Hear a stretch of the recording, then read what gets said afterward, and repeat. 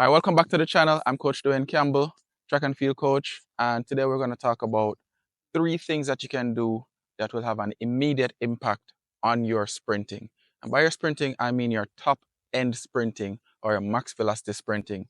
What we're talking about for most athletes is that zone between 40 meters and 60 meters.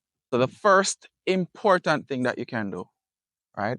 And it's one of the more difficult things for athletes to grasp, but you can get a lot more efficiency out of everything you do if you have the correct posture.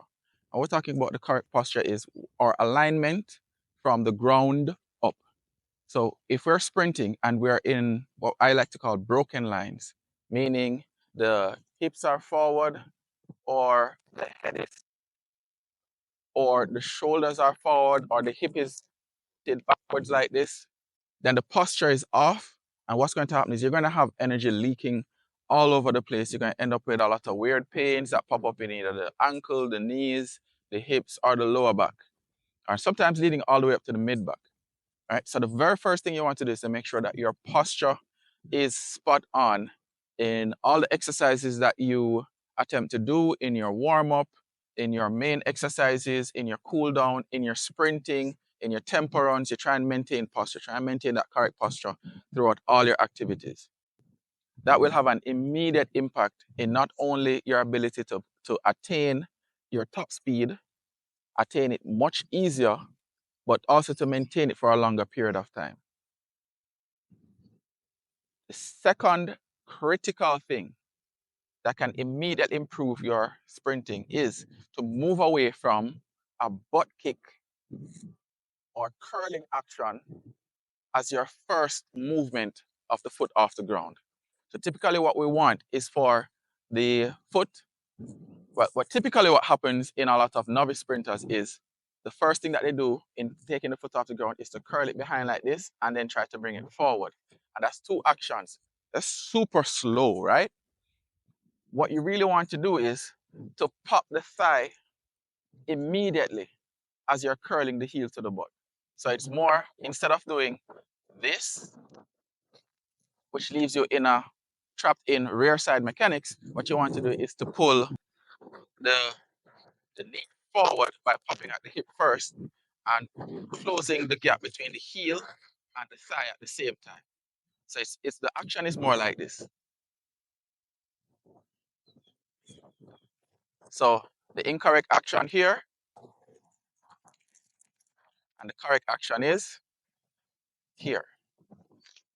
So it's an immediate firing of the hip to pull everything forward as the heel closes into the underneath the gluteal fold. There are a couple of drills that are very good for emphasizing this, and one drill that we definitely don't do anymore. Quite interestingly, the key thing that I usually use to teach athletes to get out of that motion first is to do the butt kicks. Now, here's what happens how most athletes were taught to do the butt kick drill, right?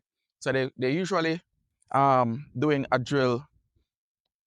They're like this, and they're popping here, here, here, here, here, with the knees pointing down. And what that does, it emphasizes to initiate firing with the hamstring muscles first before we start firing with the hips.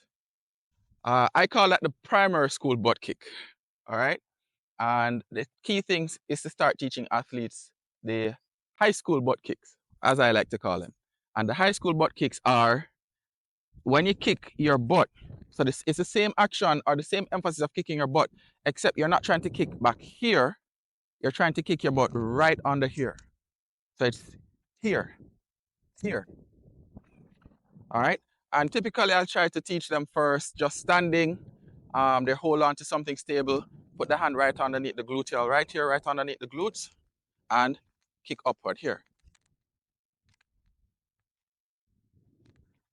Because that's the action that we want. We want to fire the muscles at the front of the hip while we're pulling the heel upwards. All right. And from there, moving it forward, the next progression in that is to do the butt kicks on the spot. So instead of the original butt kicks that were like here, right? the butt kicks on the spot, high school butt kicks, here. So what we're emphasizing is pulling the heel right up underneath the glutes. And that's where we want the contact to be made. All right, moving forward from there, we continue on with the same drill. We progress it to moving forward. So it ends up looking like this.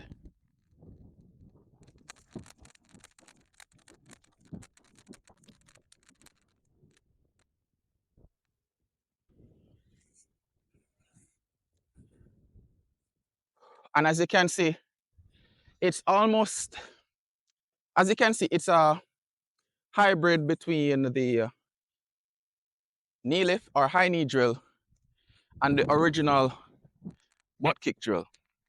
So we find that happy plane in between purely rear side mechanics and purely front side mechanics. And that's where we want to live, in that happy median that allows us to have the best of both worlds. If you're finding this information helpful so far, then make sure that you give the video a like and make sure you subscribe to my channel at Coach DuWayne Campbell. So you're paying attention to your posture, making sure that you're aligned properly through all your warm-up drills, all your mobility, all your workouts, all your gym, everything. And you're starting to practice your butt kicks or the progression of your butt kicks in the correct mechanical way for sprinting. Now, the next step is to incorporate that new butt kick action into what we call a fast leg drill. In the fast leg drill or quick leg drill, there are many different ways to perform it. Depending on what I want to emphasize, I will ask the athlete to do different things. But if it's an athlete that is moving from, this kind of rear side, kicking the butt mechanics, and I want them to progress to being more front side or more balanced between front and rear side so that I can get the optimal stride length, then I will ask them to do the fast leg in a heel to butt and then heel to butt and drive forward way. So we're moving from doing the pure butt kick action to incorporating a switching of like a straight leg bound or scissor bound, this action with the butt kick, the new butt kick action, which is from there, we cycle the leg down to the ground and then we attempt second cycle of the same action, which is pull the free leg down while doing the butt kick into a knee drive forward. All right. There are some other ways, and I'm not going to say this is the only way that the fast leg or quick leg drill can be done. But when we are trying to transition an athlete out of being trapped into this type of sprinting, where the knee and the heel are left behind them, that is how I tend to progress it. So again, it is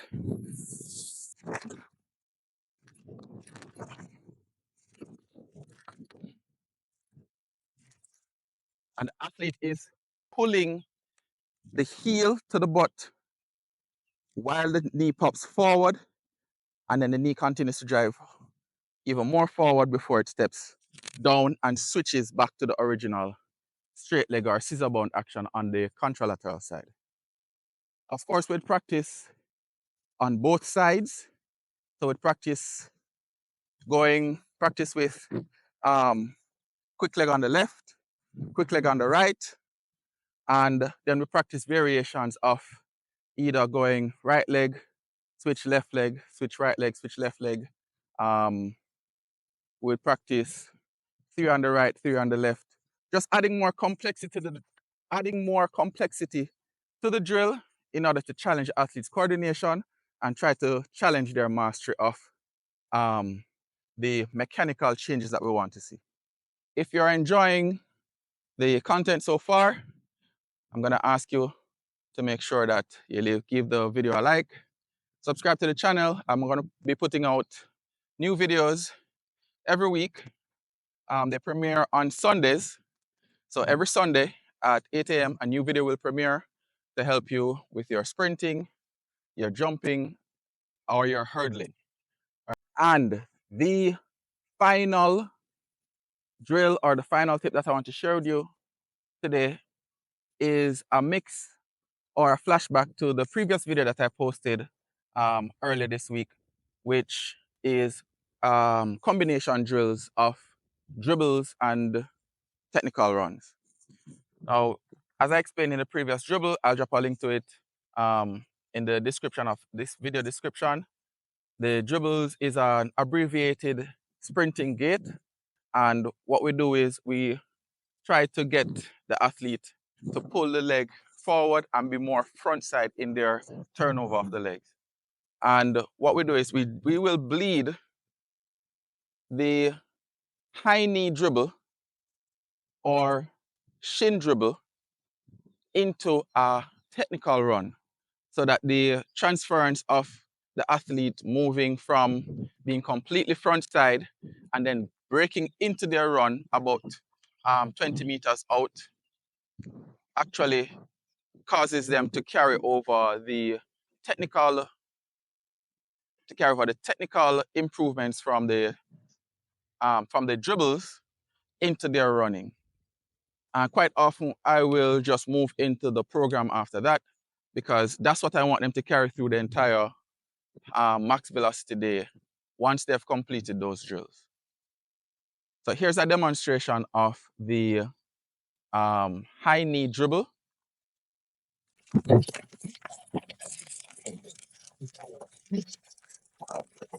And about 20 meters into that dribble, right, they will break into a high knee technical run. So they'll start applying more force to the ground. The sprinting will move from being completely front side to being a balance of, or the best balance of, front and rear side that the athlete can manage based on their technical competencies. And I find that when I program the drills that way, then the athletes tend to move from being more rear side or turning over the legs behind them and being extremely slow to being more front side and putting forces into the ground the correct way. So make sure you're following the channel. I'm Coach DuWayne Campbell, at Coach DuWayne Campbell. Make sure you're following me here on YouTube, and anywhere else, it's still at Coach DuWayne Campbell.